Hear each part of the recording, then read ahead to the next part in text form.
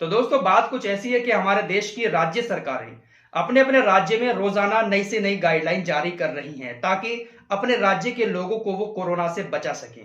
क्योंकि 2 महीने के बाद अचानक से एक बार फिर से हमारे देश के अंदर कोरोना जाग उठा है, तो राज्य सरकारों की जिम्मेदारी बनती है और वो अपनी जिम्मेदारी को निभाते हुए अपने राज्य के लोगों की जान को बचाने के लिए नई से नई गाइडलाइन अपने प्रदेश में जारी कर रही हैं। लेकिन भैया हमारे देश के लोग भी कमाल के हैं, ऐसे लोग आपको कहीं नहीं मिलेंगे दुनिया में।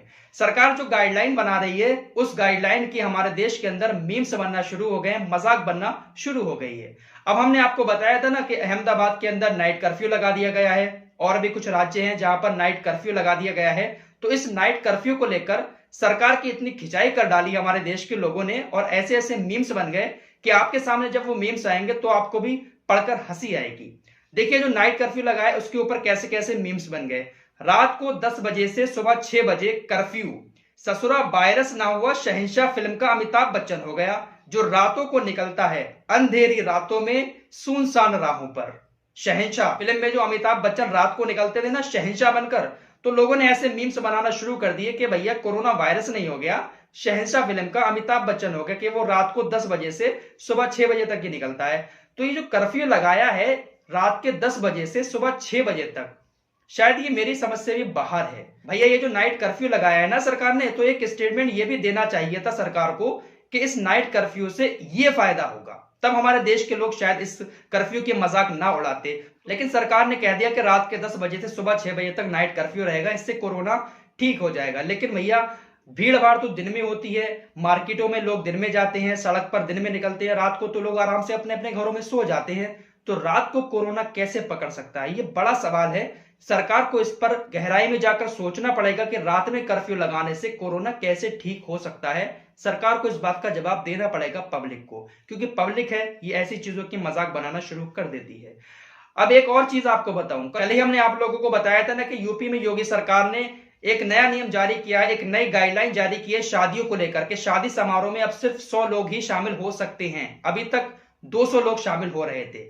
लेकिन इस नियम पर भी लोगों ने थोड़ा सा चुटकी लेना शुरू कर दी है। यहां पर आपको एक चीज बता दें कि इस नियम के अनुसार, इस गाइडलाइन के अनुसार, शादी हॉल की क्षमता अगर 100 लोगों की है तो सिर्फ 50 लोग वहां पर शामिल हो सकते हैं। अगर इतना बड़ा शादी हॉल है कि वहां पर सिर्फ 200 लोग ही जा सकते थे, तो अब वहां पर 100 लोग जाएंगे। और अगर इतना बड़ा शादी हॉल है कि वहां पर सिर्फ 100 लोग जा सकते हैं, तो 100 में से सिर्फ 50 लोग जाएंगे, यानी 50% लोग शादी हॉल में जा सकते हैं।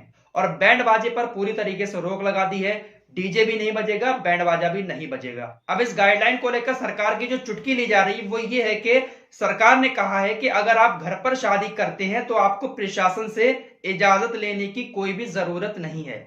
यानी अगर आप घर पर शादी करते हैं तो आपको इजाजत नहीं लेनी है, अगर आप शादी हॉल में जाकर शादी करते हैं तब आपको इजाजत लेनी पड़ेगी 100 लोगों की। घर पर आप शादी करेंगे तो आपको कोई इजाजत लेने की जरूरत नहीं है, क्योंकि भैया घर पर शायद सरकार के अनुसार कोरोना नहीं आता है, शादी हॉल में जाएंगे तो वहां पर कोरोना होगा। घर पर चाहे आप भीड़ इकट्ठी कर लें कितनी भी, वहां पर कोरोना नहीं होगा, वहां पर आपको प्रशासन से इजाजत लेने की जरूरत नहीं है। हाँ, आपका जो लोकल चौकी हो या थाना हो वहां पर आप जाकर एक बार कह दे, बस इतने में ही आपका काम चल जाएगा। लेकिन भैया अगर शादी हॉल में कर रहे हैं तो आपको प्रशासन से सख्ती के साथ इजाजत लेनी पड़ेगी 100 लोगों की। अब आपको बता दें कि दिल्ली का मैटर क्या है। दिल्ली के अंदर बहुत ज्यादा मरीज निकल रहे हैं। केजरीवाल ने कहा था कि लॉकडाउन लगाना पड़ेगा, लेकिन लॉकडाउन लगाना इतना आसान नहीं है इस वक्त में, क्योंकि अर्थव्यवस्था वैसे ही बहुत ज्यादा डाउन हो चुकी है, लोगों के कारोबार बिल्कुल खत्म हो चुके थे लॉकडाउन जब लगा था। तो इसी बात को लेकर, लॉकडाउन को लेकर केजरीवाल ने खुद हाईकोर्ट में एक याचिका दायर की और कहा कि भैया लॉकडाउन की जरूरत है, दिल्ली के अंदर लॉकडाउन लगवा दो। लेकिन हाईकोर्ट ने उनकी इस याचिका को खारिज कर दिया और कह दिया कि भैया क्या लॉकडाउन लगाने से ही कोरोना रुकेगा। बड़ा फटकार लगाते हुए कहा कि कोरोना जो है क्या लॉकडाउन लगाने से ही रुकेगा। अगर आपको कोरोना पर रोकथाम करनी है तो आप खुद अपने पास से कोई सख्त फैसले लीजिए, कुछ अच्छे काम कीजिए वहां पर रखे, तभी आप दिल्ली के अंदर कोरोना को काबू में कर सकते हैं। तो फिलहाल हाई कोर्ट ने मना कर दिया है कि लॉकडाउन नहीं लगेगा दिल्ली के अंदर। और रही बात पूरे देश की, तो भैया इतना आसान नहीं है अब लॉकडाउन लगाना सरकार के लिए, क्योंकि सरकार भी देख चुकी है कि लॉकडाउन लगाने से कोई फायदा नहीं हुआ। जब लॉकडाउन लगा था उस वक्त कितने से मरीज थे, और लॉकडाउन जब लगा 3 महीने के बाद हमारे देश में लाखों मरीज हो गए। तो लॉकडाउन कोरोना का सलूशन नहीं है। कोरोना तभी खत्म होगा जब वैक्सीन आएगी और सरकार कुछ कड़े कदम उठाएगी। लेकिन भैया हमारे देश की मीडिया लगातार चला रही है कि कोरोना मांगे दूसरा लॉकडाउन, कोरोना मांगे दूसरा लॉकडाउन। फिलहाल सरकार कर रही है अपनी तरफ से प्रयास। आप लोगों की क्या राय है? क्या ये सिर्फ एक सियासी मुद्दा है और मुद्दों को दबाने के लिए? क्योंकि बहुत सारे लोग ऐसी बातें करते हैं। तो जैसे ही कोई नया अपडेट आता है आप लोगों के सामने लेकर हाजिर हो जाऊंगा। तब तक के लिए जय हिंद, जय भारत।